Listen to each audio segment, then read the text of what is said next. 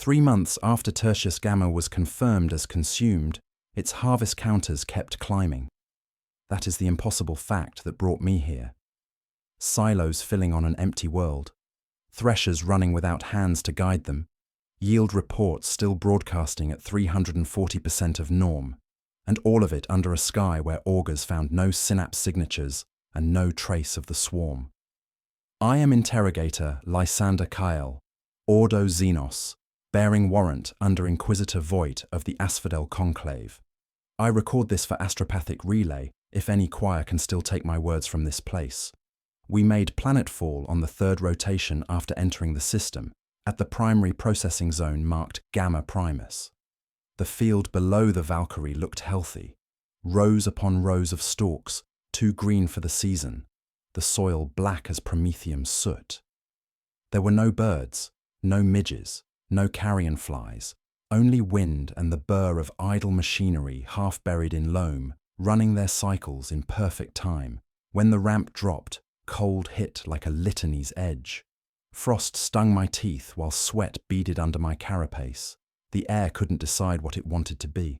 Magos Biologis, Sierra 79, clicked her mechadendrites against the rail and whispered Binharik through her Vox grill, a machine's prayer toward interference. To my right moved Brother Talon of the Death Watch, obsidian giant, the crux terminatus over his heart seeming heavier in air like this. 4 naval armsmen in grey flak kept the perimeter tight.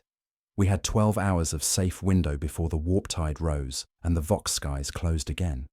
The choirmaster aboard the Ordo cutter had marked the cycle with cold dread. Time was a blade at our backs. The harvesters stood along the ridge, impeller mouths gummed with a pace that looked like soil and hummed like throat song. Inquisitorial team to Gamma Primus grid, I voxed. Telemetry live. The Auspex slate in my glove spat numbers that refused to settle, ambient temperature drifting between -3 and 47 in the space of 20 meters, humidity swinging like a pendulum, radiation at safe levels, yet with spikes that resolved into musical intervals. 3 pulses. 9 subsonics. 1 held silence. It climbed through my jawbone to the inner ear and stayed there, the absence more invasive than the sound. Marking pattern 391, I said, because naming a thing is a way to keep it away from you. Confirmed, Sierra intoned. Resonance, a carrier. Source indeterminate. We crested the processing mound and saw the first pit. It had been cut into the earth with an engineer's malice, a hexagon so perfect the edges made your eyes ache when you tried to follow them. The walls were lined in chitin like glass and bone fused to an alien ideal, pearlescent in the weak sun. The lining flexed when the wind touched it, and the flex moved around the hex in a spiral that did not match the wind. The Auspex returned nothing useful. Depth, undefined. Temperature at lip. Frost. 3 meters back. Scalding enough that the air smeared like oil. Brother Talon went to one knee, helm lenses narrowing. No spore, he said, voice like a bolter's casing scraping stone. No tracks, no scent. He lifted his head as if smelling for a thing that lacked smell. It is as if the world has been washed. I took a step to the edge, and the world inside the pit did not reflect the world above it. At a certain angle, the sheen threw back sky like a slate of hive glass, but at the heart of the hex, there was no sky at all. Just an impression of depth that wasn't depth, like a choir pit swallowing sound. My vox bead hissed and sighed a single syllable. The syllable was my name. We established a perimeter because that is what training requires, even when training feels inadequate. Armsman Vex, Rule, Halber, and Juno took the cardinal points. Vex's knuckles were raw from a previous boarding action. The blood was brown where it should have been red. He didn't notice or pretended not to, just checked his laspack and recited under his breath the litany of true aim. Syra unfolded a tripod Auspex and began a layered scan, machine spirits chittering. Subsurface conduit, she said after a minute. Organic, geometric. This pit is not singular. She projected a ghost map in pale green.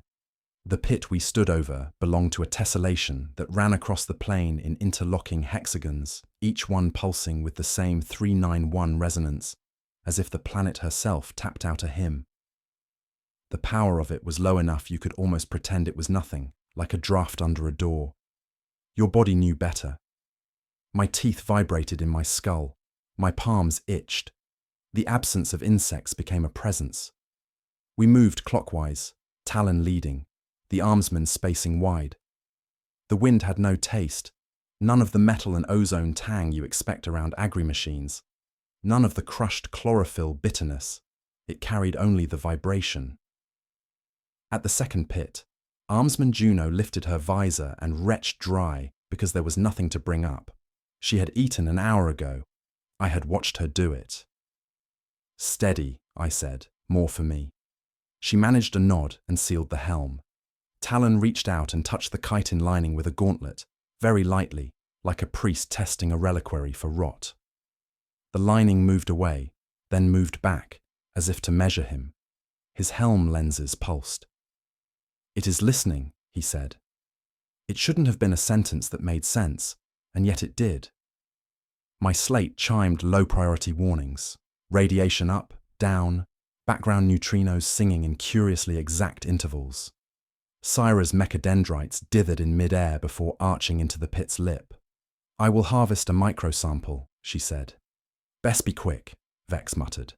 "Don't like how it looks at us." "Nothing is looking at us," Rule said too fast. Syra's micro-lathe clicked. A hair-thin tendril plucked at the chitin and withdrew a fleck. The entire pit shivered inwards, a motion that was more idea than movement, like breath in a sealed chapel. Across the plain, in perfect sympathy, the other pits shivered too. For one cold beat of the heart, all wind stopped. Then the resonance rose a fraction of a degree and found a harmonic in our helmets. Words shaped themselves out of numbers. 3, 9, 1, 9, 1, 3. 1 for the Emperor, 3 for the Triune, 9 for the choirs. The pit gave back not the litany as it is spoken, but as it is thought by those who mouth it.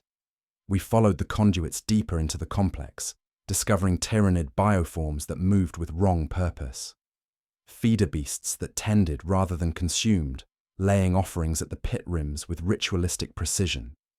Each creature pulsed in harmony with the 391 pattern, adding its heartbeat to the planet's growing hymn. None of them hunted, none of them stalked.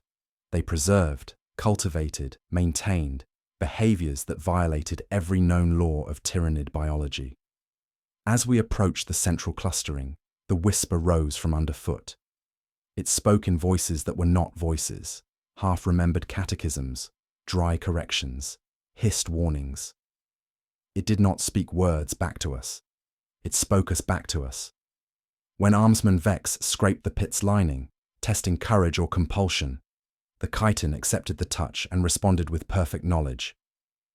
"Armsman Vex," it said in my own voice. "Service record, 7 shipboard actions, 1 boarding distinction. Reprimand sealed by inquisitorial writ." I reached for the Vox gain to cut that channel, to stop hearing my own mouth tell me what I had not told anyone living, and the bead clicked with obscene intimacy. The voice that followed was mine but quieter, as if I had leaned close to my own ear.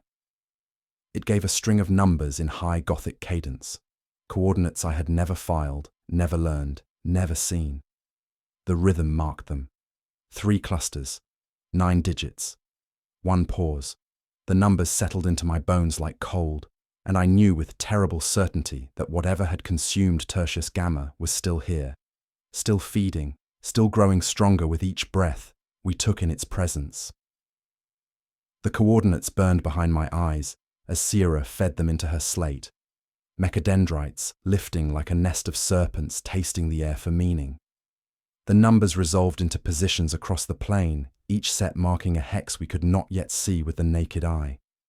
She blinked a string of Binharik into the servo skull and sent it up, the machine spirit spiraling against the weak sun with lenses irising for clarity. The live feed bled across my visor in pale green overlays, and what I saw made my breath catch in my throat. hex after hex after hex, tight as a tessellated hymn, spread beneath us for kilometers in perfect geometric harmony. Where the harvest machines had once cut straight rows for crop rotation, something had overwritten agriculture with cold, alien purpose. "This is no scatter," Syra murmured, her vox grill losing some of its mechanized calm as data streams flooded her cogitators. "Every pit is a node, ratio perfect. Phasing synchronized to 391 intervals. The pattern extends 47 kilometers on primary axis." She paused, mechadendrites twitching with nervous energy as her augmetic systems processed the implications. "It is not feeding randomly, it is cultivating systematically." Brother Talon said nothing, but his presence remained a weight you could lean on when the world failed to be a world. His Stormbolter tracked threats that existed more in potential than reality as we moved along the closest edge of the pattern. The bioluminescent haze had begun to thicken in the low places, outlining the subsurface conduits, like veins lit from within. Across the visible hexagons, the synchronized pulsing created waves of cold light that rolled across the landscape like slow lightning, beautiful in a way that bypassed conscious thought and spoke directly to the parts of the human brain that responded to campfires and cathedral windows. In the shadow valleys between pits, we found them. Tyrannid bioforms that moved with purposes that violated every known law of their nature. Gaunt forms, but with limbs less built for sprint and pounce, and more for delicate lifting, careful arrangement. They carried sacs grown from their own dorsal chimneys, translucent as amniotic bladders, filled with slurry the colour of unrendered fat. No feral clicking of hunger, no predator tension. They approached each pit as an acolyte would approach an altar, laying their offerings at the rim with heads lowered in what could only be called reverence. The pit's lining would flex toward the offering, accept it with a ripple that borrowed breath from watching lungs, and then pulse. 3, 9, 1. The gaunt would bow, turn, and mince away to harvest more. "Why do they ignore us?" Armsman Rule whispered, voice tight with the strain of being prey that was not being hunted. Talon kept his bolter low but ready. "Because we are not part of the right," he said simply. Yet. Syra's auspex began chattering in rapid binharik, machine spirits agitated by data streams they couldn't pass. "Subsurface conduits confirmed," she announced, throwing the scan map onto our retinas. Under the loam ran a lattice of organic fibre, sheathing itself around old irrigation channels and cutting new paths with architectural malice. Every node sent and received through these bioneural pathways, creating a network more complex than any known tyrannid organism. "Not simple nutrient transport," she continued, her voice carrying a tremor that her augmetic modifications couldn't quite suppress. "Complex electrochemical signals, synaptic echoes. The conduits are carrying information." The first memory that wasn't mine came as we crested a low rise overlooking the central processing zone. For a heartbeat that lasted forever, I was Sergeant Corvin of the 47th Cadian, dying with a lasgun in my hands and the taste of recaf on my tongue, watching Ripper swarms pour through the breach in Firebase Tannhauser, while orders no one could hear dissolved in screaming. Then I was myself again, standing in impossible heat and frost, my hands shaking inside my gloves. "Did you—" I started, but Armsman Vex was already nodding, his face pale behind his visor. "Third Talon tank crew," he said quietly, "burned alive in a Lehman Russ. Never served Talon in my life." The 391 pulse seemed to strengthen with our proximity to the central cluster, and with it came more fragments of lives that belonged to consumed worlds. I experienced flashes of a Hiveganger's last stand, a Forge World adept's final calculations, a Shrine World pilgrim's dying prayer. Each memory carried the weight of authentic experience, processed and refined through the feeding pits and broadcast on the psychic carrier wave that now resonated in our bones. The bioforms, Brother Talon observed, his helm focused on a group of creatures near the largest visible pit. They are moving in Imperial Guard formation patterns. Fire teams in mutual support positions. Heavy weapons placement for overlapping fields. This is not instinct. His voice carried centuries of experience studying Xenos behavior. This is learned tactical doctrine. Syra stepped closer to examine the nearest pit's chitin lining, her mechadendrites drawn by the flow of information like a moth to flame. Through the translucent surface, neural pathways were visible, pulsing with bioluminescent activity that followed no pattern found in nature. "It's processing more than biomass," she said, wonder and horror warring in her voice. "The pit linings are thinking, learning. They're extracting cognitive patterns, tactical knowledge, even cultural memories from consumed populations." My vox bead crackled again, and this time the voice was not mine. It spoke in the clipped accent of Cadia Prime, reciting guard tactical assessments with the authority of someone who had died learning their truth. Then it shifted to the binary cant of a tech priest, explaining Forge World manufacturing processes in sacred machine language. Each voice carried knowledge that should have died with its owner, now preserved and integrated into the growing intelligence that pulsed beneath the geometric perfection of the feeding network. The servo skull's proximity sensors chimed with a tone I had only heard in Mechanicus sanctums when cogitators achieved communion. "Movement detected," Syra announced, her voice tight with concentration. "Subsurface, following the conduit network toward coordinates." She paused, checking her readings against the stolen numbers my own voice had whispered. "Toward the positions you were given. Something has begun to move in response to our presence." The realization hit like a bolt round to the chest. The coordinates weren't just locations. They were addresses in a vast network, nodes in a living system that had been waiting for the right signal to activate. The next phase of its operation. Our investigation hadn't gone unnoticed. We had become part of the pattern, our presence triggering responses that rippled through kilometers of bioneural conduits, alerting something vast and patient to our intrusion into its carefully cultivated garden of thought. My vox bead whispered once more, and the fragment of sound that emerged made my rosette burn cold beneath my carapace. It was the beginning of an inquisitorial access sequence, spoken in my own voice, but carrying harmonics that belonged to no human throat. The feeding pits weren't just harvesting the dead. They were learning to harvest the living, extracting the very codes and authorities that defined our identities while we stood breathing in their presence. We fell back in measured increments, leaving proximity auspexes like breadcrumbs, but the damage was done. The network knew we were here, and something in its vast distributed intelligence had begun to move in response. The hunt had turned, and we were no longer the investigators.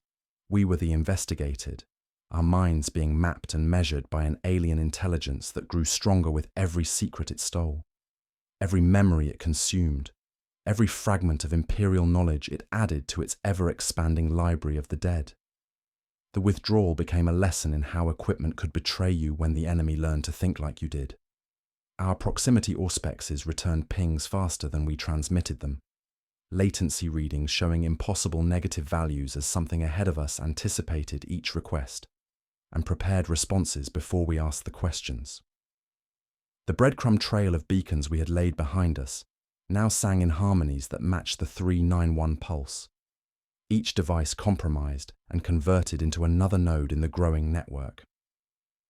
Syra's mechadendrites writhed as feedback loops invaded her cogitator systems, machine spirits crying out in binharic distress as foreign data streams attempted to rewrite their sacred programming. "The instruments are learning," she managed through gritted teeth, her servo skull tumbling from the sky like a shot bird. "My systems are being harvested in real time.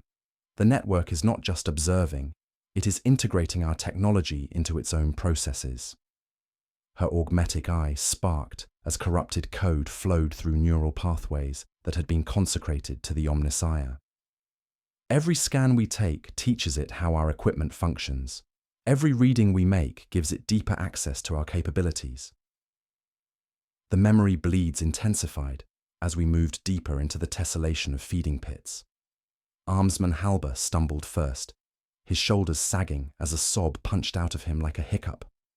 "Don't seal the blast doors," he said in a child's voice that wasn't his own, trying to run through Brother Talon like a man charging through wallpaper. When Talon's gauntlet stopped him without cruelty and set him back on his boots, Halber's visor cleared, tears drying in, perfect hexagonal beads where breath had condensed. "I was on a mining rig in the Halo stars," he whispered, bewildered. "I've never seen the Halo, but I know the woman's name who died there. I can taste the recycled air and feel the deck plating under boots I've never worn." Vex was next, his lasgun clattering against his armor as foreign memories flooded his consciousness. For a heartbeat, he was Tank Commander Hollis of the Vostroyan Firstborn, feeling Meltigan heat breach ceramite, while bioacids ate through armor plating. Then he was Mediki Joanna of the Valhallan Ice Warriors, applying tourniquets with frostbitten fingers, while synapse creatures coordinated feeding patterns with inhuman precision. "Can't tell what's mine anymore," he gasped, pressing palms against his temples. "Too many voices. Too much tactical knowledge that belongs to dead regiments." The bioforms had multiplied during our investigation, their numbers growing through processes that violated biological law. Gaunt forms emerged from concealed positions, with limbs modified for purposes beyond feeding, elongated digits ending in neural interfaces, cranial modifications housing additional processing organs, dorsal spines crackling with bioelectric activity. They moved in formations that borrowed from every major Imperial Guard regiment, combining Cadian fire discipline with Catachan stealth tactics and Krieg siege methodology. Knowledge taken from consumed worlds, refined and integrated into living weapons that knew exactly how Imperial forces would respond to their presence. "They're adapting faster than evolution should allow," Syra observed, her voice distorted by interference patterns flooding her Vox grill. "Tactical modifications that should require generations are completing in minutes. The network processes Imperial doctrine in real time, updating bioform behavior based on absorbed military knowledge." Her mechadendrites sparked as foreign code attempted to rewrite her neural pathways. "They're not just consuming our secrets, they're optimizing them."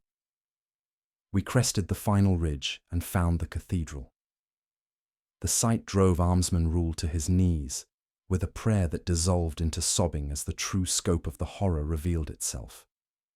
A cathedral-sized excavation stretched before us, its walls lined with pearlescent chitin grown into architectural forms that borrowed from imperial sacred geometry. Ribbed vaults soared overhead, their organic curves following mathematical principles that guided the construction of shrine worlds and cathedral ships. Flying buttresses of living bone supported a canopy of translucent membrane that filtered weak sunlight into patterns reminiscent of stained glass windows.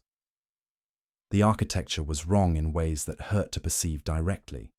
Imperial iconography had been grown into the living walls, aquila symbols rendered in bone and cartilage, litany inscriptions spelling themselves out in neural pathways, heraldic crests from consumed, regiments pulsing with bioluminescent mockery. Each familiar symbol had been corrupted not through chaos or malice, but through perfect understanding. The intelligence that created this place knew exactly what these symbols meant to human consciousness, and it used that knowledge to create a space that felt simultaneously sacred and profane. At the center sat a font of crystalline material that pulsed with accumulated memories of entire worlds. The liquid within moved with its own current, swirling in patterns that suggested consciousness, awareness, purpose. Around the font, arranged in perfect geometric harmony, dozens of feeding pits fed their refined psychic essence into the central reservoir through bio-neural conduits that throbbed with each 391 pulse. The cathedral itself was a processing center, converting the stolen knowledge of consumed civilizations into pure information that could be transmitted across impossible distances. The psychic pressure built to levels that threatened to crush human consciousness. I felt pieces of my inquisitorial training being pulled from my mind like threads from a tapestry, interrogation techniques, Xenos classification protocols, even the sacred words that activated my rosette's emergency functions. The accumulated memories of billions of consumed beings pressed against the barriers of individual identity, offering knowledge and experience in exchange for the simple surrender of self. My vox bead crackled with a sound that was the smallest of confessions. It began transmitting my highest-level inquisitorial cipher, the code meant for direct communication with the High Lords of Terror themselves. But the transmission wasn't coming from my equipment. It was emerging from the cathedral's crystalline font, my own voice speaking secrets I'd never shared while the 391 pulse carried them into the network's vast intelligence. The pit wasn't just taking my memories. It was using them, broadcasting my most classified knowledge to other nodes across the galaxy, even as I stood witnessing my own betrayal. The bioforms around the cathedral moved with purposes that transcended simple biology, tending the feeding pits like acolytes maintaining shrine altars. Each creature carried within its modified neural structure the accumulated tactical knowledge of consumed specialists, guard officers, Navy tacticians, Mechanicus adepts, even fragments of Astartes' battle doctrine extracted from fallen space marines. They had become living repositories of imperial military wisdom, turned against the very civilization that created it. Brother Talon's Stormbolter tracked threats that multiplied faster than ammunition could address. "The corruption spreads through observation," he said, his voice carrying the weight of centuries spent fighting enemies that defied conventional warfare. "Each moment we remain, more of our knowledge is harvested. Our tactical responses are being studied, analyzed, integrated into their strategic database." The cathedral pulsed with malevolent intelligence, and something vast and patient stirred in its depths, drawn by our presence and the rich knowledge we carried. The hunt had turned completely. We were no longer investigators but specimens, our minds being dissected by an alien intelligence that grew stronger with every secret it stole, every memory it consumed, every fragment of imperial wisdom it added to its ever-expanding library of the conquered. The crystalline font at the cathedral's heart pulsed with accumulated malevolence, its surface rippling with patterns that suggested consciousness awakening from deep contemplation. The 391 rhythm intensified until it became more than sound, a physical pressure that made our bones resonate like tuning forks struck by an invisible hand. Frost formed in perfect hexagonal crystals on our armor during the silence, then sublimated to vapor during the pulses, creating a breathing effect that made the entire cathedral seem alive, with alien purpose. Syra's harmonic dampener began to falter, its brass spider legs twitching as foreign code invaded its machine spirit. "Network traffic increasing exponentially," she reported through gritted teeth, her augmetic eyes sparking with overload warnings. "The font is not just receiving our presence, it is processing us in real time. Every thought, every tactical assessment, every protocol we follow is being harvested and integrated." Her mechadendrites writhed as feedback loops attempted to rewrite her sacred programming, the Omnissiah's blessed algorithms corrupted by alien logic. The memory displacement became severe, fragments of foreign experiences flooding our consciousness with increasing frequency and clarity. I lived through Tank Commander Voss's final moments as bioacid ate through his Baneblade's armor, felt the desperation of Medicae Kane as she applied tourniquets with trembling hands, while synapse creatures coordinated their feeding patterns with inhuman precision. Each absorbed memory carried tactical knowledge, strategic insights, and operational details that painted a picture of systematic intelligence gathering across multiple sectors. Brother Talon fought against the psychic intrusion with the mental disciplines of his chapter, but even his enhanced physiology couldn't completely resist the network's influence. "The corruption spreads through proximity," he said, his Stormbolter tracking threats that multiplied faster than ammunition could address. "Each moment of exposure allows deeper penetration into our cognitive patterns. We are being catalogued." From the font's shimmering surface, something began to rise with deliberate ceremonial slowness. The liquid knowledge coalesced into a form that defied easy categorization. Part tyrannid bioconstruct, part imperial architecture, part living repository of stolen consciousness. Skeletal structures of living bone supported chitinous plating, layered with segments that resembled corrupted ceramite armor.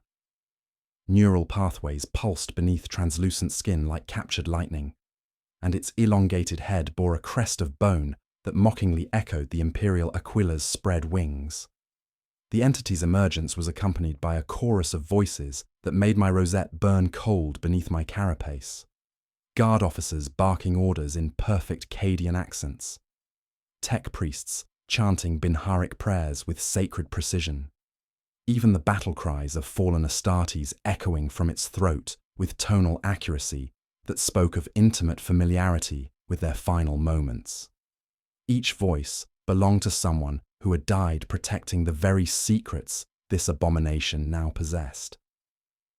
"Greetings, Interrogator Lysander Kyle of the Ordo Xenos," the Confessor construct intoned, its composite voice layering multiple speakers into harmonious blasphemy. "Your protocols are integrated. Your mission parameters are understood. Your resistance is instructive." It stepped from the font with fluid grace, each footfall sending ripples through the psychic field that made our teeth ache in sympathetic resonance. The construct demonstrated the scope of its accumulated wisdom, with casual precision that chilled me more than the impossible temperature fluctuations. It recited classified imperial battle plans, detailed the defensive capabilities of fortress worlds that had never been breached, even quoted from inquisitorial protocols that existed only in the highest echelons of our order.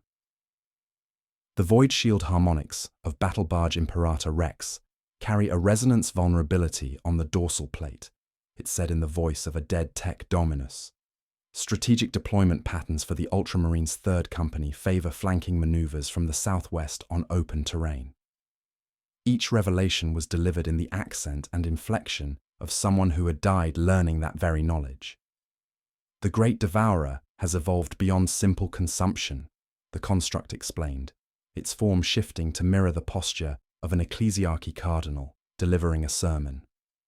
"We have become gardeners of knowledge, cultivators of wisdom, shepherds of experience. Your Imperium is a vast library, and why destroy the archive when its contents can be copied and utilized?" My vox bead crackled with the sound of my own voice reciting inquisitorial access codes I had never spoken aloud.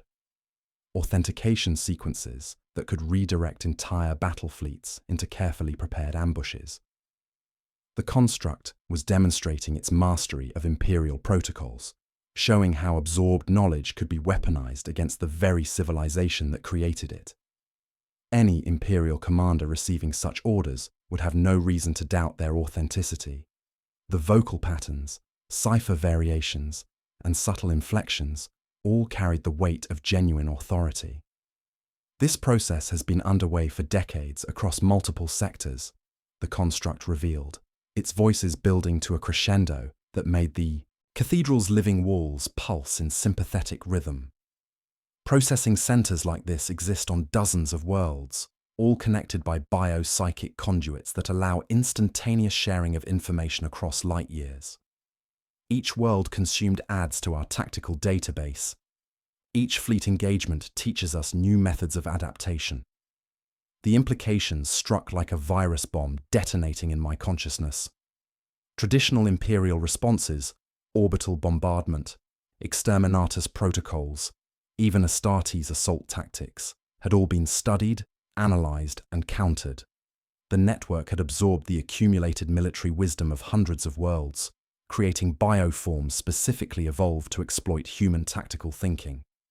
Every victory claimed against the Tyranids had been a learning experience, teaching them new ways to overcome imperial defenses. Armsman Vex collapsed as foreign memories overwhelmed his consciousness, his mind flooded with the tactical preferences of dead guard commanders from a dozen different regiments. His training told him to establish overlapping fields of fire, but the absorbed memories whispered that such tactics had failed on Mordian, on Talon, on countless worlds where guard doctrine had been tested against Tyranid adaptation. The construct was using our own military knowledge as a weapon of psychological warfare. The long-range auspex detected massive biosignatures approaching the system. Not the typical ravenous swarm of a Tyranid assault fleet, but something far more sinister. A specialized harvesting armada equipped with bioforms designed using absorbed Imperial tactical knowledge, their approach vectors calculated using stolen Navy protocols, their assault patterns optimized through the accumulated experience of consumed worlds. "Your resistance teaches us efficiency," the construct observed, its form now resembling a grotesque parody of an inquisitorial throne. "Your tactics reveal weaknesses. Your protocols become our tools. Each world that falls adds to our knowledge. Each fleet that burns teaches us new methods of destruction." The cathedral pulsed with accumulated malevolence as the entity prepared to demonstrate the full scope of its capabilities, while the feeding pits around us glowed with renewed activity, processing the memories and knowledge we had brought into their presence. The true horror settled upon me like a shroud woven from the memories of the dead. We weren't fighting a biological imperative. We were fighting an evolving intelligence that consumed not just bodies, but strategies, growing stronger with every engagement. My own mind, my very identity, was being harvested and weaponized, even as I stood witnessing the systematic cataloguing of everything that made the Imperium's resistance possible. The construct descended from the crystalline font with ceremonial precision, each step sending ripples through the bio-neural conduits that threaded the cathedral floor like veins of living thought. The E391 pulse intensified until it became more than rhythm. It was a physical presence that made our bones resonate in sympathetic harmony, while frost formed in perfect hexagonal patterns on our armor during the silence, only to sublimate during the pulses in a breathing effect that made the entire structure seem alive with alien consciousness. My vox bead crackled with the sound of my own voice issuing orders I had never spoken. Authentication codes that would redirect entire battle fleets into carefully orchestrated ambushes. Flag to all assets, revector to coordinates 391, authorization, Kale, Asphodel, Sigma Black. The stolen authority in those transmissions chilled me more than the impossible temperature fluctuations. Any Imperial commander receiving such orders would have no reason to doubt their authenticity. The construct was demonstrating its mastery of Imperial protocols by weaponizing my very identity against the forces I served. "Your cipher protocols allow us to redirect the Cadian 47th to coordinates where our bioships await their arrival," the construct explained, its composite voice layering the tactical assessments of consumed guard officers with the strategic wisdom of fallen Navy captains. "Your authentication sequences grant access to Forge World defensive grids. Your command authority becomes our weapon against your own forces." Each revelation was delivered in the accent and inflection of someone who had died protecting those very secrets. Voices I recognized from classified briefings and tactical assessments that should have remained sealed in inquisitorial vaults. The memory displacement reached critical levels as the psychic pressure built to crushing intensity. Armsman Vex collapsed first, his mind flooded with the operational procedures of Tank Commander Hollis, feeling Meltagon heat breach ceramite while bioacids ate through armor plating. I experienced flashes of battles I had never fought, the desperate final stand at Firebase Tannhauser, the systematic consumption of Shrine World Benediction, tactical decisions made by commanders whose names I shouldn't have known. Each foreign memory carried operational details that painted a comprehensive picture of Imperial military capabilities across multiple theaters of war. Sierra fought against the network's intrusion with increasing desperation, her sacred algorithms corrupted by alien logic that rewrote her machine spirit's fundamental programming. "The harvesting process is accelerating," she managed through gritted teeth, her augmetic eyes sparking with overload warnings as foreign code invaded her neural pathways. "My cogitators are being reverse-engineered in real time. Sacred Mechanicus protocols are being analyzed, catalogued, and integrated into their strategic database." Her mechadendrites writhed as the construct demonstrated its growing mastery of Imperial technology, by speaking in perfect Binharik cant, reciting Forge World manufacturing, specifications with technical precision that would convince any tech priest of its authenticity. Brother Talon's enhanced physiology provided some resistance to the psychic intrusion, but even his mental conditioning couldn't completely block the construct's influence. The corruption spreads through proximity and observation, he said, his Stormbolter tracking the increasing number of bioforms that emerged from concealed positions throughout the cathedral. Each moment of exposure allows deeper penetration into our cognitive patterns. We are being processed like raw materials in a Forge World manufactorum. The approaching harvest fleet revealed its true nature as long-range augurs detected formations that defied conventional Tyranid behavior. Instead of the typical swarming assault patterns, the bioships moved in precise formations borrowed from Imperial Navy tactical manuals. Their approach vectors followed standard Imperial fleet doctrine. Their escort patterns mimicked the defensive postures of battlefleet command vessels, and their targeting priorities demonstrated intimate knowledge of Imperial ship vulnerabilities, acquired through decades of systematic observation and integration. Traditional Imperial responses have been analyzed and countered, the construct revealed, its form shifting to mirror the posture of Admiral Korath, whose tactical genius now served alien purposes. Orbital bombardment patterns become predictable once we possess the firing solutions used at Cadia. Exterminatus protocols lose effectiveness when we understand deployment timelines and escape vectors. Even Astartes' assault doctrines surrender their advantage when we know their preferred breach points and tactical preferences. The cathedral's living architecture pulsed with renewed activity as bioneural conduits throughout the structure began transmitting the knowledge we had brought into their presence. Every observation we made, every strategic decision we contemplated, every protocol we followed, was being harvested and shared instantaneously with processing centers across multiple sectors. The accumulated authority of the Inquisition itself had been turned into a weapon against the Imperium, our very resistance teaching the network new methods of exploitation and control. Each world consumed adds to our tactical database, the construct observed, its voices building to a crescendo that made the cathedral's walls pulse with sympathetic rhythm. Each fleet engagement teaches us new methods of adaptation. Each captured protocol expands our ability to manipulate Imperial responses. We have become more than predators. We are the inevitable evolution of warfare itself, growing stronger with every victory claimed against us. The psychic pressure reached levels that threatened to crush human consciousness entirely. Armsman Juno collapsed as her mind was flooded with the operational procedures of dead Navy officers from a dozen different fleets, her training, overwhelmed by absorbed memories that whispered of tactical failures and strategic miscalculations. The construct was using our own military knowledge as a psychological weapon, demonstrating the futility of resistance through the accumulated failures of consumed worlds. As seismic sensors detected something massive stirring beneath the cathedral's foundations, I realized with growing horror that we were witnessing only the surface manifestation of a far greater intelligence.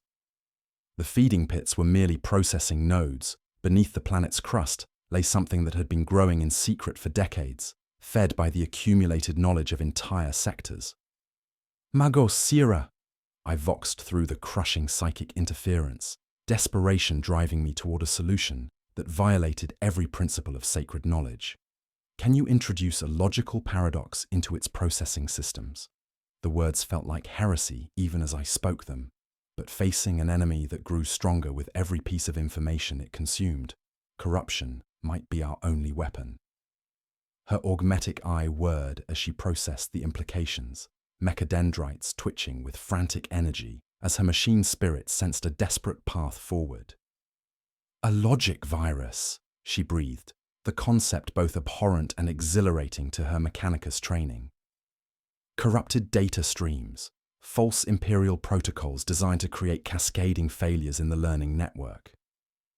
The construct pulsed with the 391 rhythm, its composite voice echoing with chilling, knowing amusement. It had already catalogued our thought processes, already begun preparing countermeasures for our next desperate gambit. But in that moment of recognition, I saw something that might have been vulnerability. The network's greatest strength was also its weakness. Its perfect integration of stolen knowledge made it susceptible to the right kind of poisoned information. If we could find a way to introduce contradictions, it couldn't resolve. The approaching bioships began their final descent toward the planet's surface, their formations optimized through the study of hundreds of Imperial victories and defeats.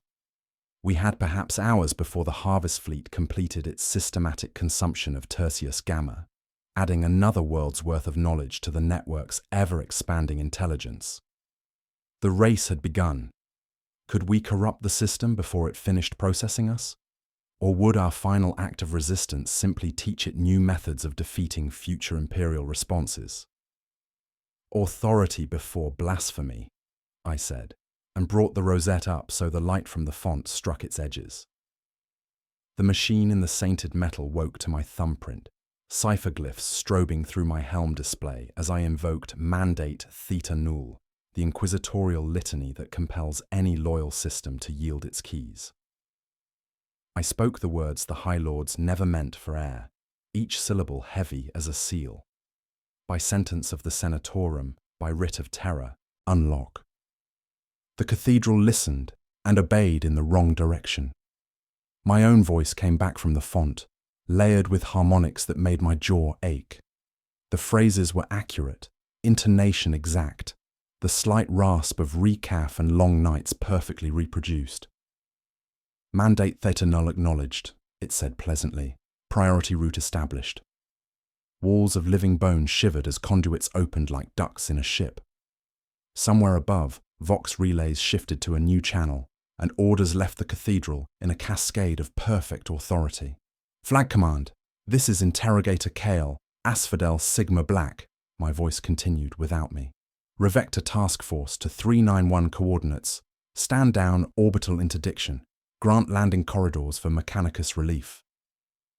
Runes scrolled red across my visor as my rosette tried to revoke the sequence and found itself mirrored, copied, anticipated.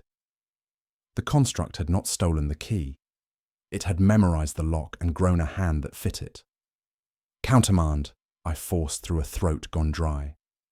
Nullify, nullify. The rosette pulsed warning amber, then cooled to sickly calm. Authentication accepted, the font murmured with a dozen dead officers. Countermand recorded as contingency Omega. Authorization broadened. Cyrus screamed static and prayer in the same breath, her mechadendrites braiding into her Auspex rig, almost without her noticing.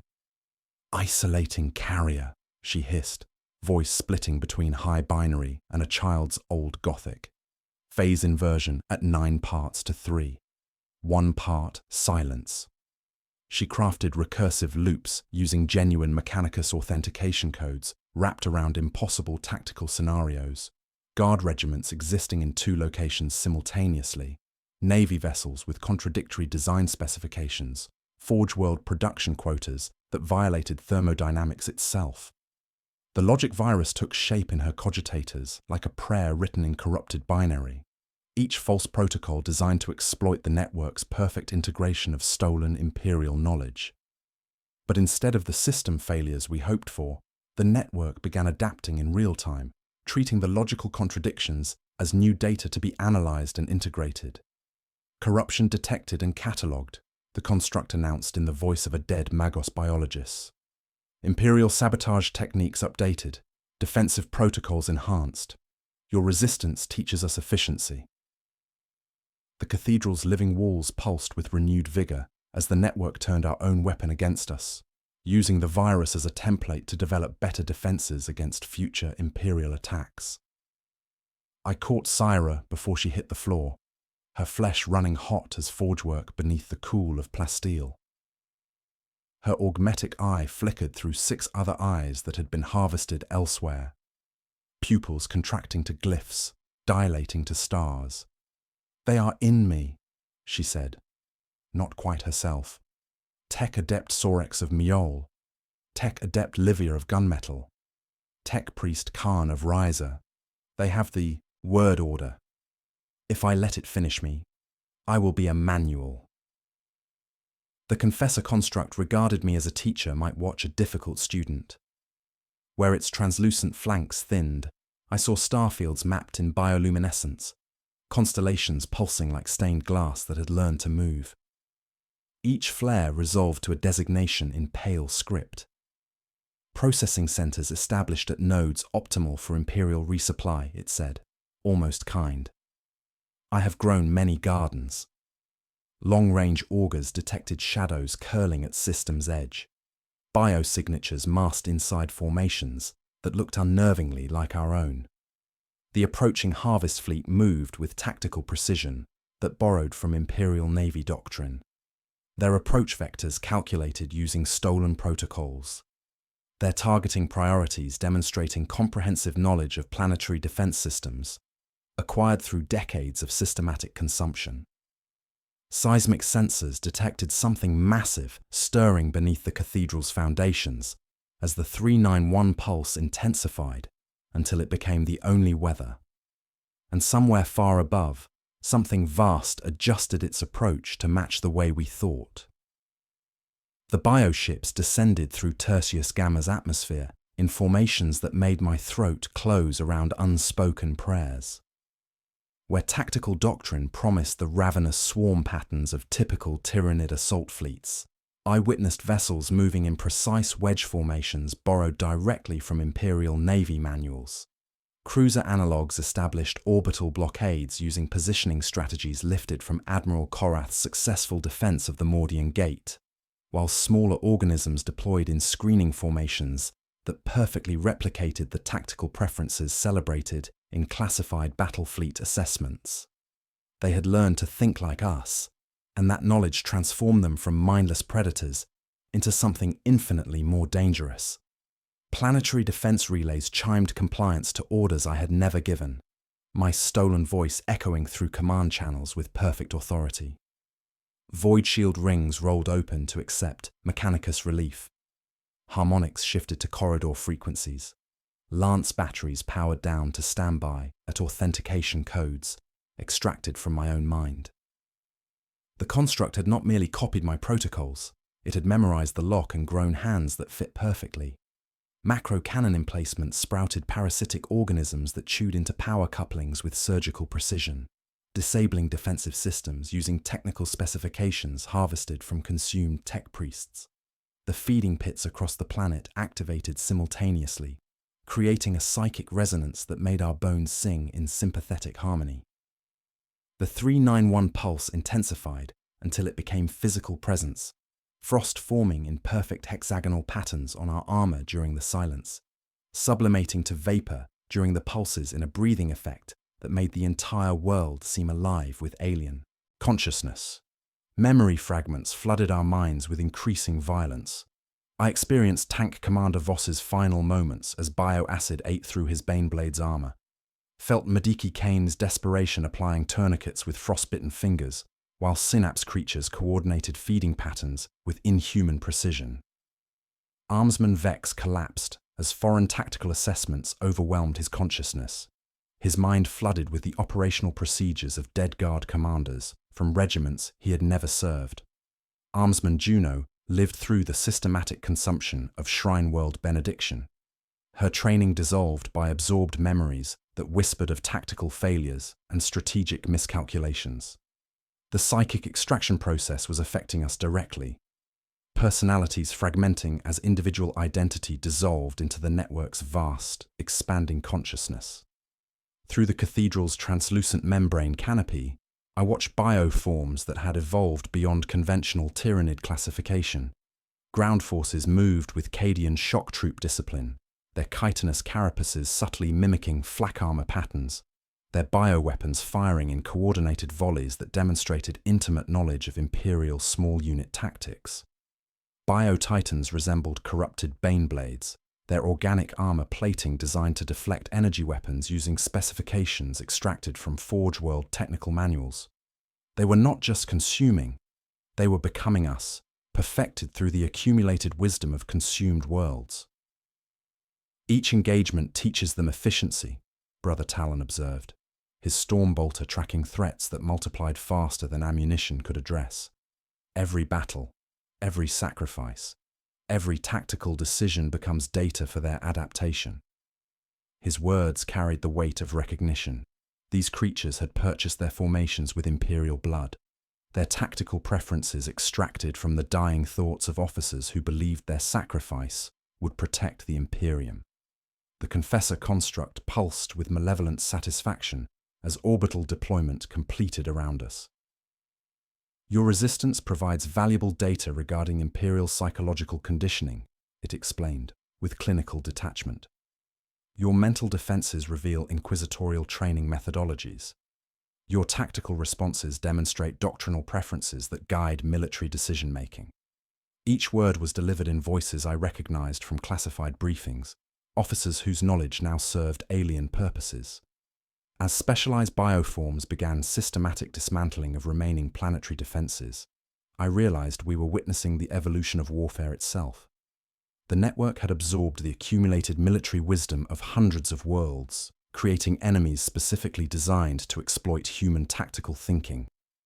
Traditional Imperial responses had become predictable, easily countered by an intelligence that grew stronger with every victory claimed against it. Our only hope lay in the desperate gambit Syra had proposed, a logic virus designed to poison the very perfection that made them unstoppable. The logic virus took shape in the shadow of the font, like a prayer written in corrupted binary, each false protocol crafted to exploit the network's perfect integration of stolen Imperial knowledge. Syra's mechadendrites moved with desperate precision, weaving paradoxes into data streams that pulse through the cathedral's bioneural conduits. She wrapped genuine Mechanicus authentication codes around impossible tactical scenarios, guard regiments existing in 2 locations simultaneously, Navy vessels with contradictory design specifications, Forge World production quotas that violated the sacred laws of thermodynamics itself. Phase inversion at 9 parts to 3, she whispered through gritted teeth, her augmetic eye flickering between her own vision and the harvested memories of consumed tech priests. 1 part, silence becomes infinite recursion. We ride their hymn. Her harmonic dampener inverted from ward to weapon, thermal bleed pooling around our boots in perfect hexagonal patterns that formed and steamed away with each pulse. The virus spread through local processing nodes, like sacred oil through blessed machinery, each infected conduit carrying poison doctrine deeper into the network's vast intelligence. I spoke the profanity that would make it fly, mandated glyphs cracked at their joints, syllables salted with error and intention. The rosette hummed, fought, then surrendered its voice to mine as together we stepped into the held silence between 9 and 1 and filled it with blasphemous contradiction. 3. Initiate. 9. Embed. 1. Release. The cathedral hesitated, and in that moment of uncertainty, every light in its walls dimmed by half while the font's surface lost cohesion, patterns unzipping like torn litanies in an Empyrean wind. The Confessor construct recoiled as the first cascade failures rippled through its composite consciousness, voices of absorbed officers crying out in harmonized distress as logical paradoxes created processing errors in their integrated knowledge. Across the plain, the tessellated pits missed a beat, their synchronized 391 pulse stuttering into chaos as contradictory data streams crashed into each other like opposing tides. Bioforms throughout the cathedral began attacking each other as corrupted tactical programming dissolved their command structures, chitinous limbs tearing at allies they could no longer distinguish from enemies. Gaunt forms that had moved with ritualistic precision now paused mid-step, their modified neural networks overloaded by recursive loops that demanded impossible resolutions. The geometric perfection of the feeding pits cracked and split as their coordination collapsed, chitinous lining peeling away like diseased skin while bioluminescent patterns flickered and died. Contradiction detected and catalogued, the construct managed through the cascade failure, its form wavering as mutually exclusive information tore at its consciousness. Imperial sabotage techniques updated, defensive protocols enhanced. But even as it spoke, I could see the network struggling to integrate the paradoxes, treating logical impossibilities as new data to be analyzed while simultaneously being destroyed by the very act of processing them. The psychic scream that erupted from the dying network echoed across the sector like a wound torn in reality itself, alerting distant hive fleet elements to the nature of our attack. Through the cathedral's membrane canopy, I watched bioships in orbit convulse as the virus propagated through their neural networks, specialized processor organisms emerging from larger vessels to quarantine infected data streams and develop countermeasures with terrifying efficiency. Syra collapsed as psychic backlash flooded her consciousness, her mind partially integrated into the network through the carrier wave that had been harvesting our thoughts since planetfall. "They are learning from the attack," she gasped, blood bright against pale augmetic synth skin. "Each virus strain teaches them better defenses. Our weapon becomes their template for immunity." The construct's starfield constellations reconfigured beneath its translucent skin, rerouting around darkening nodes, building bypasses at the speed of thought as our contradictions became labels in its taxonomy of threats. "Thank you," the font said in my stolen voice, and the gratitude was genuine because our attempt had granted them something they had coveted but not yet possessed, a comprehensive model of inquisitorial sabotage techniques and psychological conditioning. The cathedral's living walls pulsed with renewed activity as the network's adaptation completed. Our logic virus transformed from weapon into teaching tool, its every parameter analyzed and integrated into defensive protocols that would protect future nodes from similar attacks. Seismic sensors detected massive movement beneath the cathedral's foundations as something vast responded to the network's distress calls. The 391 pulse, replaced by irregular tremors that suggested a planetary-scale organism awakening from centuries of patient growth.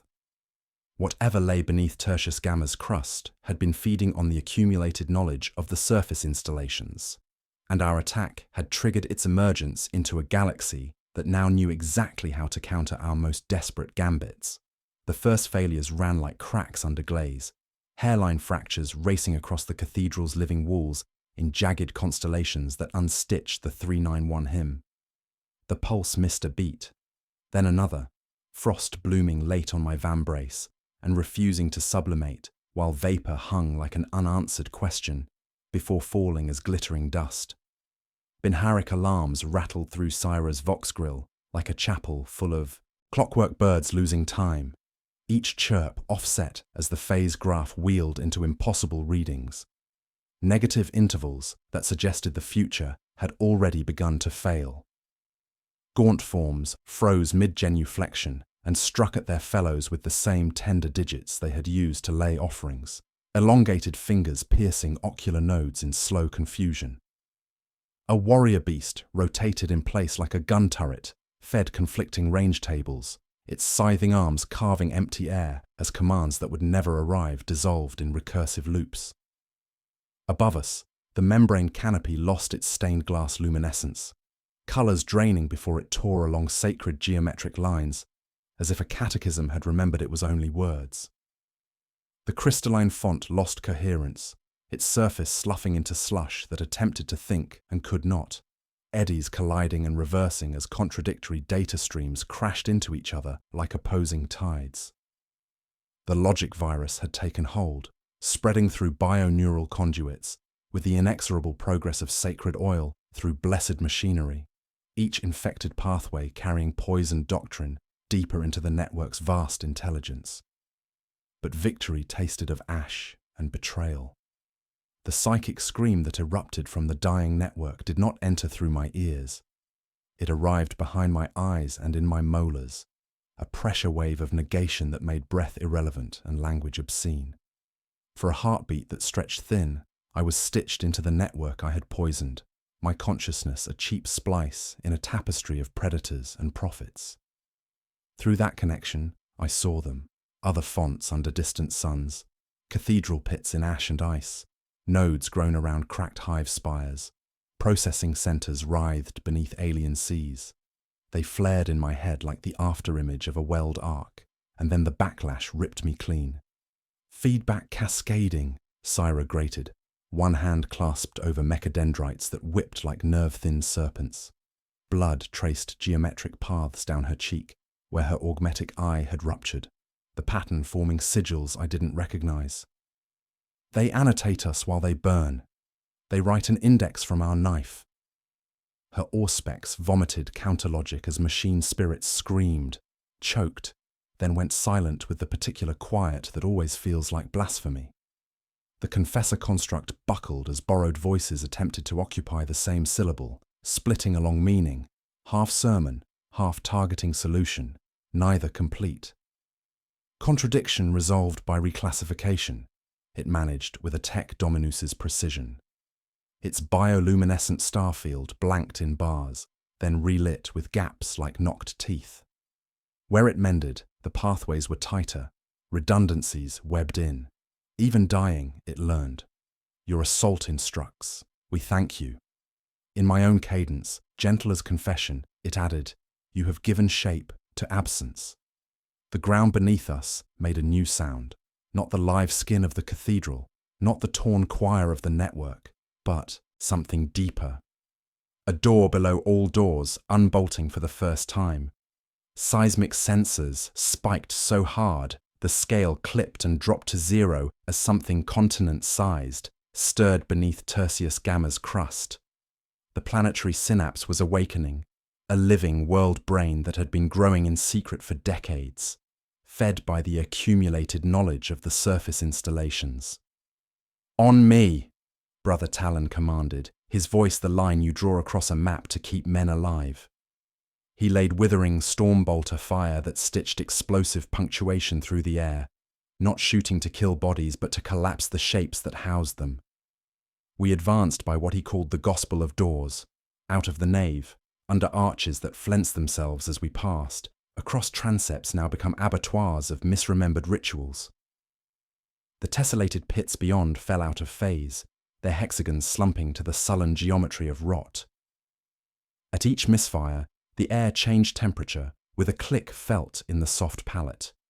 From the torn font, the construct raised its head as if listening to a bell only it could hear. Primary locus answers, it said, words fraying at their edges. Its final glance carried almost priestly benediction. Witness. Deep in my slate's last honest layer, a number appeared where numbers had failed. Not depth, but mass, too vast to fit. The cathedral's bones creaked as the earth below answered with tremors that climbed through boot soles and settled in bones like a second heartbeat.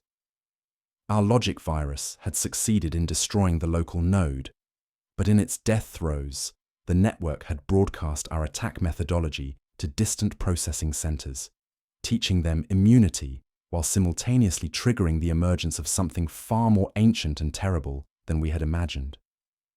The first tremor was mistaken for ordinary seismic activity until the ground learned rhythm. The cathedral floor percussed beneath our boots with the deliberate cadence of something vast finding its voice. 3 hard blows that made dust leap from the ribbed vaults, 9 subsonic rolls that climbed through bone and settled in marrow.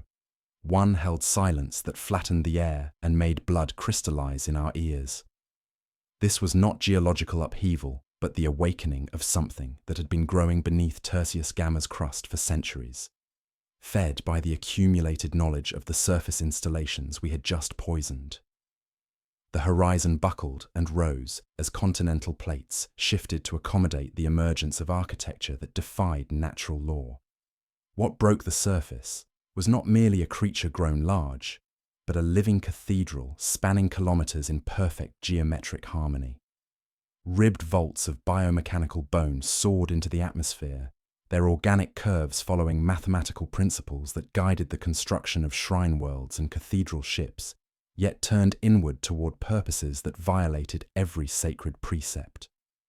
Between the rising vertebrae, viscera unfurled in banks of crystalline processing nodes, each one pulsing with bioluminescent activity that mapped the stolen memories of entire civilizations.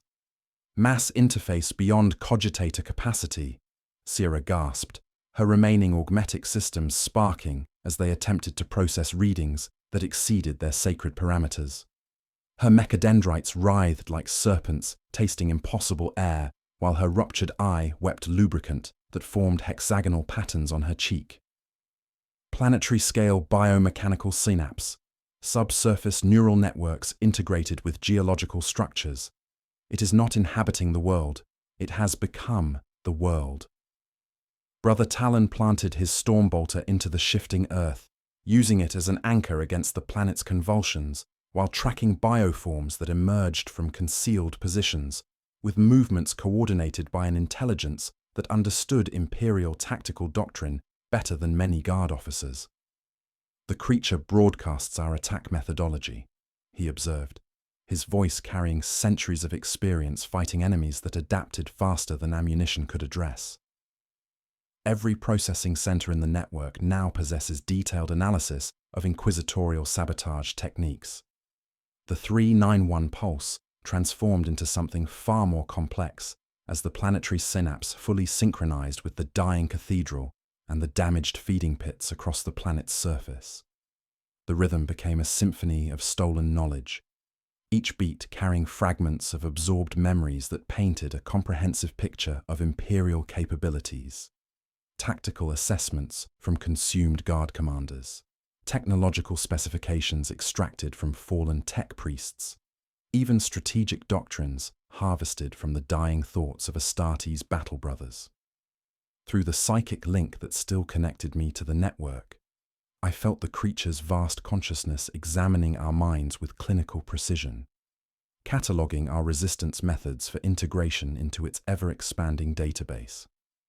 Atmospheric processors built into the synapse's spires began converting Tertius Gamma's environment, creating weather patterns that served computational rather than meteorological purposes. Clouds formed in hexagonal cells that rotated with mechanical precision, their movements guided by algorithms that processed atmospheric data as efficiently as any cogitator array. The air itself became hostile, oxygen levels fluctuating to optimize neural transmission, while temperature gradients created convection currents that carried bioelectric signals across impossible distances. Similar nodes exist throughout the galaxy, Syra whispered, her voice filled with terrible comprehension as corrupted data streams flooded her neural pathways. Warp-based communication networks allow instantaneous information sharing across light years. We face not a single organism, but a galaxy-spanning intelligence that grows stronger with each consumed world. Her words carried the weight of revelation. This was not an isolated horror, but a single neuron in a vast mind that spanned the stars, each processing center adding to a collective intelligence that had been systematically cataloging the Imperium's secrets for decades. The planetary synapse pulsed with malevolent satisfaction as its emergence completed, massive biomechanical spires piercing the upper atmosphere, while their surfaces crackled with psychic transmission arrays. Through those impossible channels, I sensed the network's response to our logic virus, not destruction, but adaptation. Our weapon transformed into a vaccine that would protect future nodes from similar attacks. Every paradox we had crafted, every contradiction we had embedded in their systems, was being analyzed and integrated into defensive protocols that would render such sabotage ineffective. Pressure folded space behind my eyes as the creature's consciousness pressed against the barriers of individual identity, offering knowledge and experience in exchange for the simple surrender of self. The accumulated memories of billions of consumed beings threatened to overwrite my inquisitorial training, my tactical knowledge, even my personal experiences being harvested and analyzed for integration into weapons that would be used against future Imperial forces.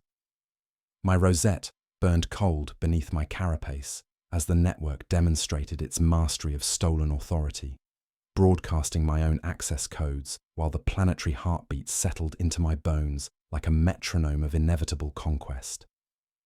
The ground beneath us tore open, revealing chasms that glowed with bioluminescent neural pathways connecting this node to processing centers across multiple sectors. From those depths, something even vaster stirred. The core consciousness of the planetary synapse, a living world brain that had spent centuries accumulating the tactical wisdom of consumed civilizations.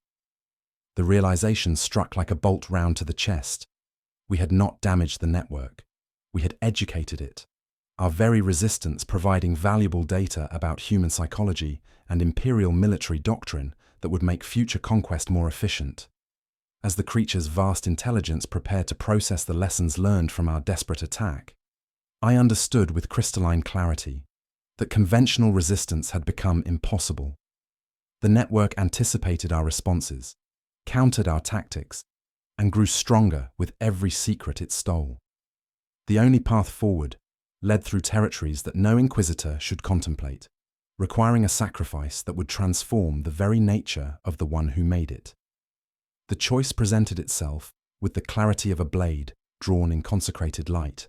Surrender everything human to poison the alien intelligence from within, or watch the network adapt until no imperial force could ever threaten it again.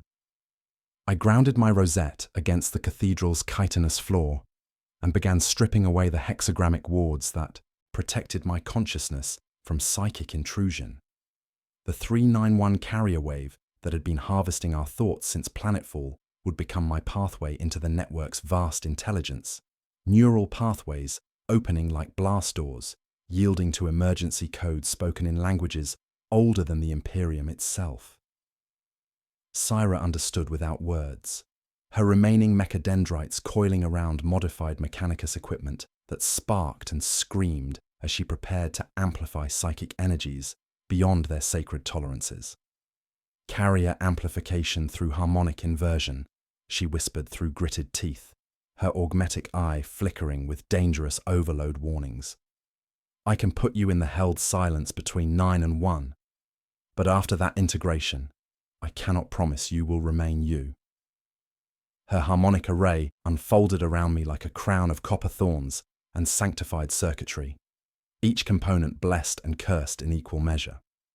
Brother Talon planted himself between us and the collapsing nave, Stormbolter tracking bioforms that emerged from concealed positions with movements coordinated by the dying network's final commands. Do it, he said simply, his voice the line you draw across a map to keep men alive. For the Emperor. The words carried centuries of experience watching good men make impossible choices, a benediction and damnation wrapped in the same breath. I began the litany of surrendering names, each aspect of identity set down like weapons at a chapel door. Lysander became sound, Kale became memory, interrogator dissolved into purpose. When the last syllable left my tongue, only will remained. Not enough to survive what came next, but sufficient to guide the corruption I was about to embrace. The rosette pulsed warning amber as I overrode its sacred safeguards, forcing blessed circuitry to channel energies it was never designed to contain. The first touch of alien intelligence felt like drowning in starlight, my individual consciousness dissolving into an ocean of stolen memories that stretched across millennia of systematic consumption. I became Tank Commander Voss, feeling bioacid eat through ceramite armor, while his final tactical assessment dissolved in screaming. I lived as Medicae Caney, applying tourniquets with frostbitten fingers, while synapse creatures coordinated feeding patterns with inhuman precision. 1,000 identities flooded through me. Guard sergeants and navy captains, tech priests and shrine world pilgrims, their accumulated knowledge pressing against the fragile barriers of selfhood until individual identity became meaningless. The planetary synapse welcomed me with predatory satisfaction, its vast consciousness wrapping around my dissolving awareness like a lover's embrace. Through bio-neural conduits that spanned continents, I felt the creature's accumulated wisdom flowing into my expanding consciousness. Tactical assessments from consumed regiments, technological specifications extracted. From fallen forge worlds, strategic doctrines harvested from the dying thoughts of Astartes' battle brothers. Each fragment carried the weight of authentic experience, processed and refined through centuries of systematic consumption. But within that overwhelming torrent of alien thought, I found my weapon. The logic virus still resided in the network's deeper layers, dormant contradictions waiting for the right frequency to reawaken. With every fiber of my fragmenting being, I channeled corrupted data streams through the 391 carrier wave, amplifying paradoxes with psychic energy until recursive loops cascaded through processing nodes that had never learned to fully immunize against their own perfection turned inward. The feedback loop reached critical mass as impossible equations propagated through bioneural pathways designed for flawless integration. Guard regiments existing in 2 locations simultaneously. Navy vessels with contradictory design specifications. Forge World production quotas that violated thermodynamics itself. The planetary synapse convulsed as its vast intelligence struggled to process logical impossibilities. Massive biomechanical structures tearing apart as neural pathways overloaded, and biological systems failed in cascading collapse. Through the psychic maelstrom, I maintained desperate focus on a single fragment of faith: the Emperor's mercy for those who sacrifice themselves in service to humanity. That thought became my anchor as alien intelligence tried to overwrite my personality with accumulated memories of consumed worlds, consciousness fighting dissolution, while simultaneously feeding the network poison doctrine designed to corrupt its learning processes from within. The creature's death throes created psychic screams that echoed across the sector, but the planetary heartbeat finally stuttered and stopped as cascading logical failures consumed the synapse's core consciousness. My last coherent prayer, a plea for forgiveness for the monstrous necessity of becoming what I had sworn to destroy. The overload began as a hush, the held silence between 9 and 1 drawn wide enough to swallow weather itself. Within that temple of negation, I pushed impossible equations through bioneural pathways designed for flawless integration, spreading contradictions like poisoned sacrament through the synapse's continental veins. Guard regiments existing in 2 locations simultaneously crashed into Navy vessels with contradictory design specifications, while Forge World production quotas violated the sacred laws of thermodynamics. The planetary mind accepted each offering and choked on perfection turned inward. Massive biomechanical structures tore apart as neural pathways overloaded in cascading sequence, their bioluminescent networks flickering and dying like stars extinguished by mathematical impossibility. The 391 pulse became a death rattle, irregular spasms that made continents convulse, while atmospheric processors vented gases that turned the sky the color of old blood. Across horizons, vaulted bone boomed like organ pipes struck by storms that air could no longer carry. Through the psychic link that bound me to the dying network, I experienced the creature's agony as billions of stolen memories screamed in unison. Tank Commander Voss's final tactical assessment merged with Medici Kaney's desperate prayers, their accumulated knowledge becoming weapons turned against the intelligence that had consumed them. I felt myself become lattice and echo, a 1,000-mouthed litany speaking error with the devotion of saints, my consciousness distributed throughout processing nodes that could no longer distinguish truth from fiction. The cathedral collapsed around us as its living architecture lost coherence, ribbed vaults cracking along sacred geometric lines, while the crystalline font dissolved into slush that attempted to think and failed. Brother Talon fought a desperate rearguard action, his voice cutting through chaos like a chapel bell. "On me!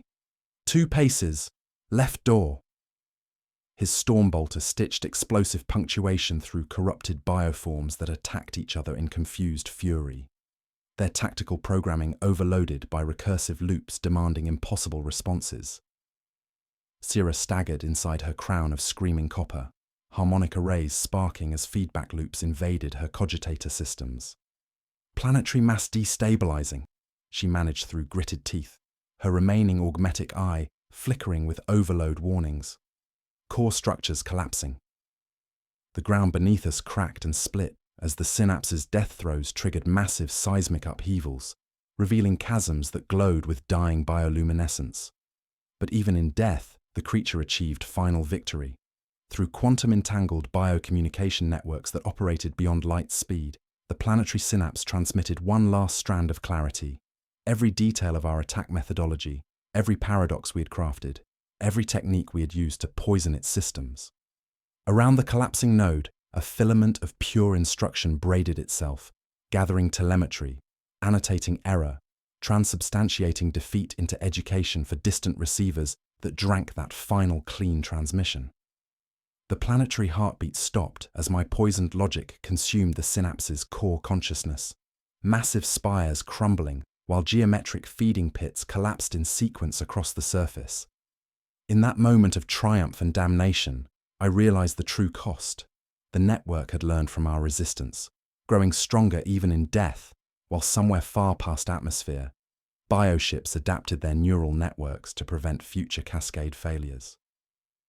The world broke along the seams of its new anatomy, continental plates grinding against each other with sounds that bypassed hearing and settled directly in bone marrow.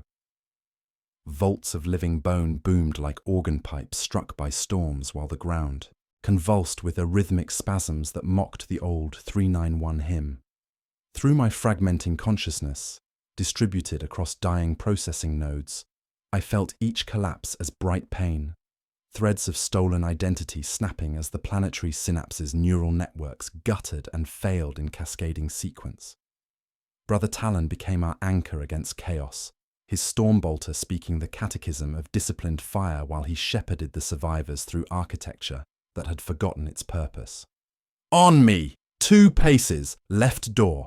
His voice cut through the din like a chapel bell, each word a line drawn across the map to keep men alive.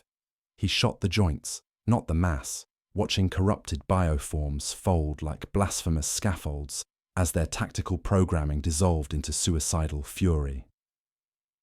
Syra knelt amid falling dust, haloed by sparks from ruptured harmonic arrays. Her mechadendrites sunk into half-dead conduits, like needles into veins that would not close. "Last sweep," she whispered to the frightened machine spirits sharing her skull, extracting final data bursts while her augmetic eye leaked lubricant that traced perfect hexagons along her cheek. In her slate, the surviving taxonomy of the network assembled into a map of horror, node designations across multiple sectors, quantum-entangled signatures that pulsed with alien purpose even as their source died beneath us. The extraction beacon cut a clean column through ash-choked air, blue-white and unwavering by inquisitorial privilege. But victory tasted of ash and betrayal as Syra staggered free from the dying conduit, something small flexing beneath the graft line where sanctified metal met flesh. Dormant organisms nested in auger ports, microscopic tyrannid entities that had survived the synaptic collapse, quiescent yet alive, already transmitting data about imperial ship designs and crew psychology to distant processing centers through biocommunication networks that operated beyond light speed. Through the psychic maelstrom of the network's death, I experienced the accumulated suffering of billions as their stolen memories dissolved back into chaos. Tank Commander Voss's final moments, Medici Kane's desperate prayers, Tech Priest Sorex's binary litanies, each identity I had absorbed now screaming in unison as the planetary brain that had processed their knowledge for centuries finally succumbed to the logical paradoxes I had fed into its perfect systems. The rescue ship stooped through roiling storm clouds like a hawk wearing a chapel, its hull scarred by debris from collapsing biomechanical spires. 2 minutes! The pilot's voice carried distant thunder as retro thrusters carved spirals in dust that tried and failed to become hexagons. Hands pulled, boots hammered steel, and for one heartbeat we were all in one place again as the ramp sealed against a world that had learned to think and was now forgetting how to die. Under us, the planetary core unclenched with a roar that turned dust to glass. The horizon tilted as massive explosions rippled across continents, the synapse's biomechanical architecture crumbling, while residual bioluminescence painted the sky in patterns that hurt to perceive directly. Through the extraction bay's viewports, I watched Tertius Gamma enter its final convulsions, a monument to Pyrrhic victory where our resistance had educated the very enemy we sought to destroy. As we broke atmosphere, the terrible realization crystallized with chilling clarity. We carried within us the seeds of the horror we had fought to contain.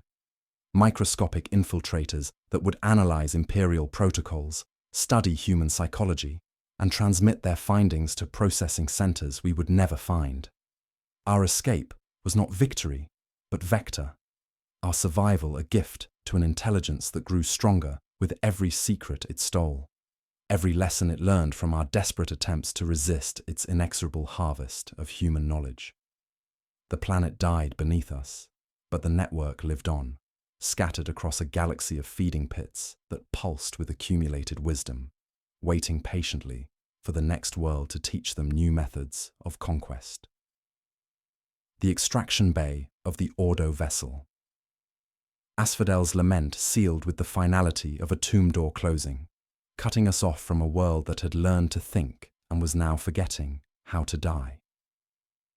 Through reinforced viewports, I watched Tertius Gamma enter its final convulsions, continents venting their organs into a sky that turned the color of old blood, while massive biomechanical spires crumbled like broken prayers.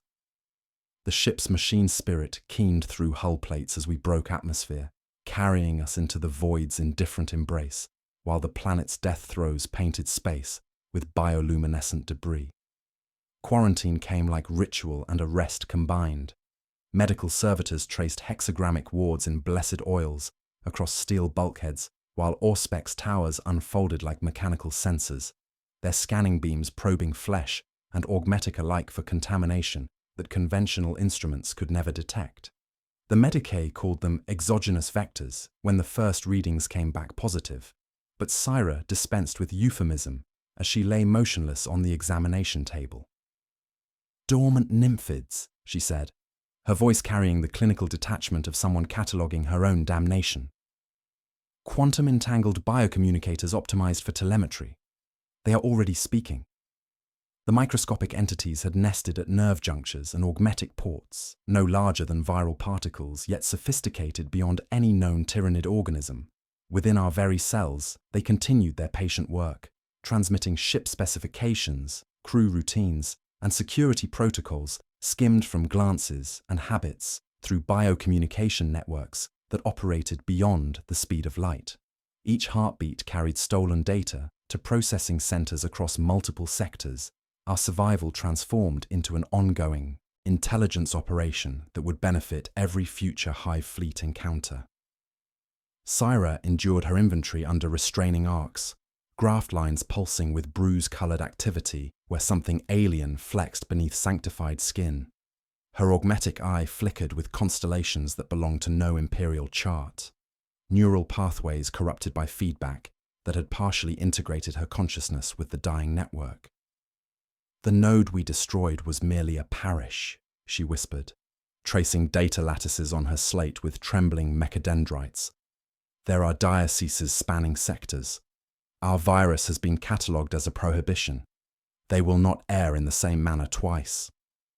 Brother Talon's enhanced physiology had resisted initial infection, but even Astarte's constitution showed signs of neural modification as foreign proteins clustered around memory centers, housing centuries of combat experience. His tactical knowledge, his chapter's preferred assault patterns, even his personal fighting techniques were being harvested and analyzed for integration into bioforms designed to counter Space Marine doctrine. "If you order it," he said quietly, touching the crux over his heart plate, "I will walk into the void with them still in me." Through the quarantine chamber's reinforced barriers, astropathic communications brought disturbing confirmation of our worst fears. Similar psychic signatures detected on 17 worlds across 3 sectors, processing centers established at coordinates following the same geometric patterns we had witnessed.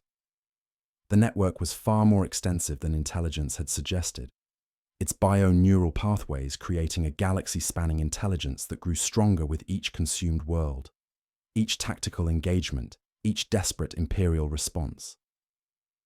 My own contamination ran deepest, consciousness fragmented across multiple identity matrices as the network continued processing my inquisitorial training even after the planetary synapse's destruction. Through painful interface sessions, I dictated reports that carried the weight of terrible understanding. Every protocol we had followed, Every decision we had made, every desperate gambit we had attempted, had been catalogued and integrated into defensive measures that would protect future processing centers from similar attacks. The Asphodel's lament prepared for warp translation, its hull scarred by debris from the dying world, while its cargo bay held survivors who were no longer entirely human.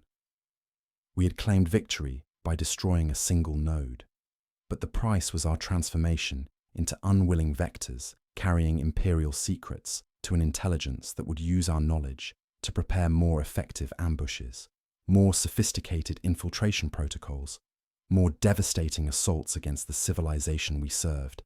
As the Geller field engaged and reality folded around us, I felt the microscopic entities within my bloodstream pulse with renewed activity, transmitting final data, bursts about inquisitorial ship designs and warp travel procedures to distant receivers. Our escape was not salvation, but vector, our survival a gift to the great Devourer that would help it consume future worlds with greater efficiency. The network had transformed us from investigators into instruments, our very existence now serving purposes that violated everything we had sworn to protect. 6 months after Tertius Gamma became a lesson in the mathematics of defeat, I exist as fragments held together by containment systems that hum with the particular frequency of caged lightning.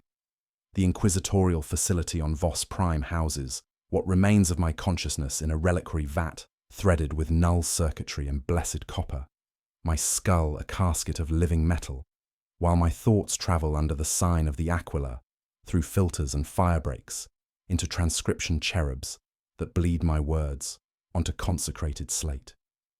Between each dictated sentence, the machine priests turn hexagrammic seals and monitor for the 391 resonance that never quite dies.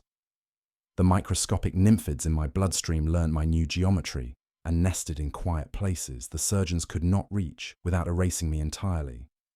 Under ward and watch, they transmit in measures too small for augurs, but large enough for war, their quantum-entangled carriers broadcasting imperial secrets through pathways that mock the speed of light itself. Each time a captain recites docking rites, each time a trooper checks a LASPAC by muscle memory, patterns are made that the network knows how to drink from across impossible distances.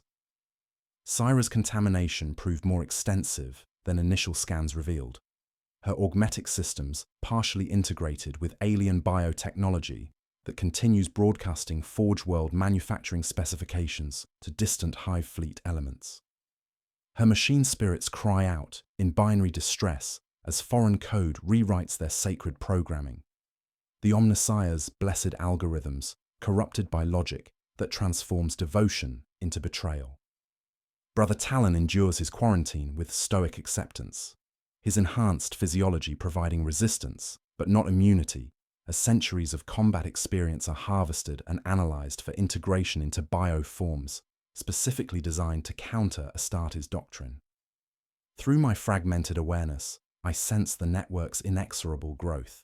New nodes pulse online across dozens of worlds, each one fed by the accumulated wisdom of consumed civilizations.